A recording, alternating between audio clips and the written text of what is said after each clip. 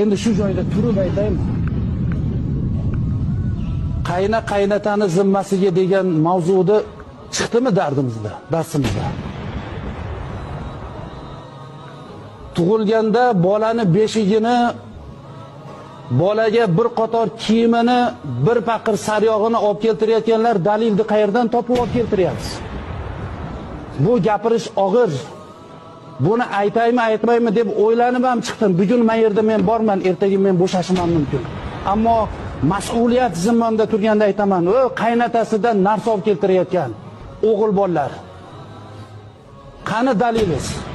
Nima narsani urfingizga qoldirib ketyapsiz? Nima narsani kirgizyapsiz? O'g'il bolaman, erkakman deb odamlarga oshkor qilib uylandingizmi? Otangiz siz tug'ilganda to'y qilganmi o'g'il ko'rdim deb? Nima qaynotangiz yuklaysiz? Ertaga siz ham qiz berasiz. Shuni xohlaysizmi sizda? Qaynotaga yuklamaylik. Boqishlik bizning zimmamizda.